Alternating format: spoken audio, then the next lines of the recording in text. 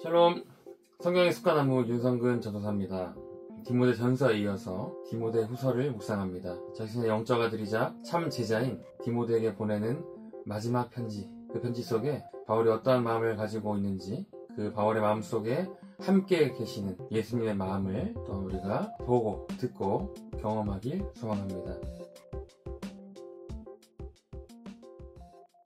먼저 저자입니다. 디모데 후서도 디모데 전서와 같이 사도 바울은 1장 1절부터 자신이 이 편지의 저자임을 밝히고 있습니다.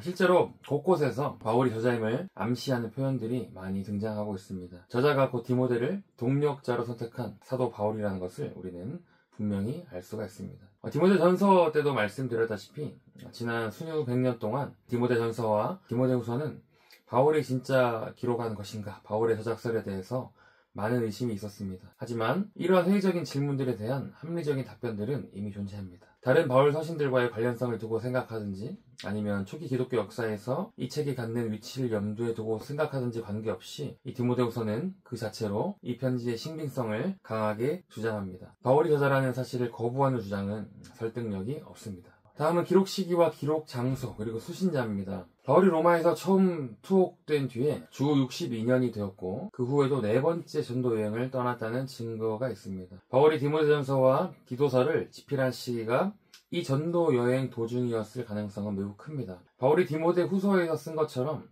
그는 자신이 떠날 시각이 가까웠다는 것을 알고 있었습니다. 그는 죄인과 같이 매여 있으며 사자의 입에 들어가는 시련을 겪고 있습니다. 바울은 주 54년에서 68년까지 재위했던 이 네로 황제의 치하에서 로마 당국에 2번이나 체포되었고 옥중에서 디모데 후서를 쓰거나 아니면 다른 대필자에게 받아 적게 했을 것입니다. 바울은 사형이 내려질 이 제목으로 고발되었습니다. 하지만 그는 4장 18절에서 주께서 그를 건지시고 하나님이 다스리시는 천국에 들어가도록 구원하시리라고 확신하고 있습니다. 바울은 육체적으로 절망적인 상황에 처했지만 영적인 소망은 결코 잃지 않았습니다. 바울은 주 64년에서 67년경에 이 로마에 오게 갇힌 채 디모데에게 2번째 편지를 쓰고 있습니다. 서신을 쓴 목적과 수신자입니다. 디모데를 분명한 수신자로 지목하는 이 편지는 몇 가지 목적을 위해서 작성되었습니다. 첫 번째, 이 마지막 구절은 이 편지가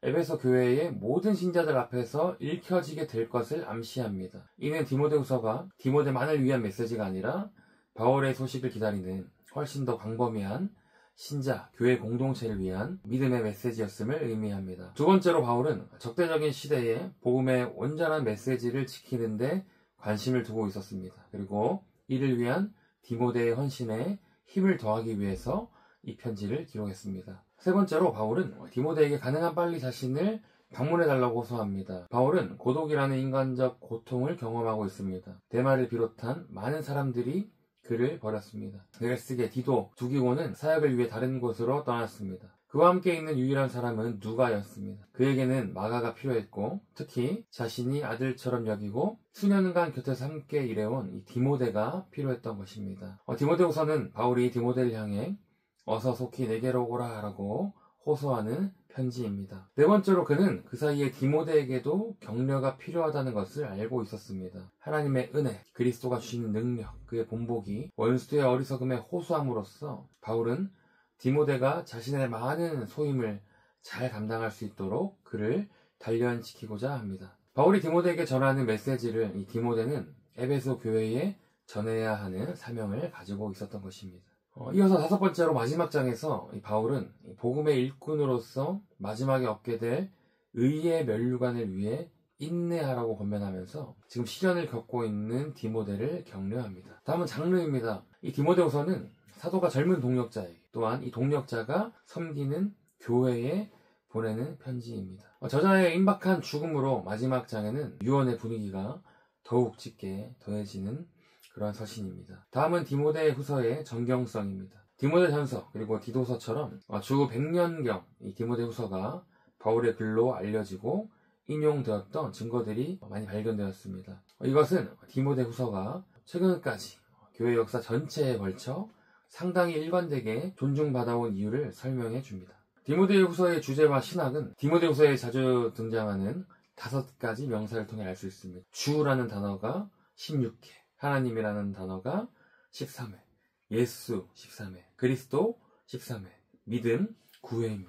이것은 이 편지의 핵심 주제가 하나님과 예수 그리스도에 관한 교리, 또한 개인적이고 적극적인 믿음의 필요성임을 보여주고 있습니다. 바울은 이러한 기초에 근거해서 순교 그리고 주님의 재림 때까지 신실하게 전해야 할 복음에 변치 않는 은혜의 본질, 그리고 제자도에 자주 동반되는 고난 등 심오한 통찰들을 제시하고 있습니다. 예수님께서도 그랬듯이 바울은 복음에 대한 반대를 모든 곳에서 직면해야 했습니다. 디모데후서는 복음에 맞선 세력들이 결코 승리하지 못했던 것처럼 오늘날 우리의 교회 또한 성령의 도우심과 올바른 가르침에 근거하여 그 사명을 담대하게 수행할 수 있을 것이라는 소망을 제시합니다.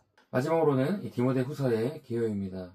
먼저 1장 1절에서 18절까지는 인사와 편지를 쓴 이유를 설명합니다. 1절부터 2절까지는 인사, 그리고 1장 3절에서 5절까지는 감사, 그리고 6절부터 14절까지는 바울과 복음에 대한 충성에 대해서 호소하고 1장 15절에서 18절까지는 불충성과 충성의 예를 설명합니다. 그리고 두 번째는 2장 1절에서 3장 9절까지입니다. 디모데가 우선 해야 할 일들입니다. 2장 1절에서 13절까지는 다시 한번 디모데의 사명에 대해서 해야 할 일에 대해서 호소합니다. 그리고 14절에서 3장 9절까지는 거짓 교사들을 상대하는 것에 대해서 기록하고 있습니다. 마지막 세 번째는 3장 10절에서 4장 22절입니다. 결론으로 재차 당부하는 말과 마지막 가르침, 그리고 마지막 인사입니다. 디모데에게 주는 마지막 권면의 말씀이 3장 10절에서 4장 8절까지 이어집니다. 그리고 4장 9절에서 18절까지는 개인적인 안부의 인사입니다. 그리고 마지막으로 4장 19절에서 22절까지는 사도 바울이 디모데를 향한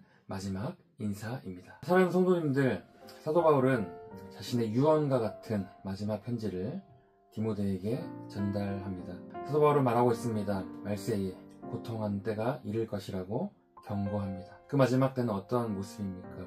하나님 보시기에 죄악이 가장 관역한 시대일 것입니다. 사도 바울은 그러한 시대를 미리 내다보고 디모데에게 경고와 격려의 말씀을 전합니다. 우리가 이 말씀을 통해서 깨달아야 할 것은 무엇일까요? 바로 그 마지막 때를 넉넉히 이겨내는 믿음을 가져야 한다는 것입니다. 사도 바울은 그 마지막 때를 이겨내는 비결을 디모데에게 또한 우리에게 가르쳐줍니다. 그것은 바로 성경입니다. 하나님의 말씀입니다. 모든 성경은 하나님의 감동으로 된 것으로 교훈과 책망과 바르게 의로 교육하기에 유익한 것임을 여러분 기억하시고, 마지막 때를 살아가는 우리 또한 이 말씀의 온전한 잣대를 가지고 하나님 말씀이 유일한 세상을 바라보는 기준임을 기억하고 이 말씀을 가지고 능히 이 세상을 승리하며 살아가시는 저와 여러분이 되길 소망합니다. 그래서 이 디모데와 같이 모든 삶의 자리에서 주님의 길을 따라가고 주님을 섬기고 주님과 동행하는 참된 제자, 참된 성도의 삶을 살아가는 우리 모든 성도들 되시길 주님의 이름으로 축복합니다.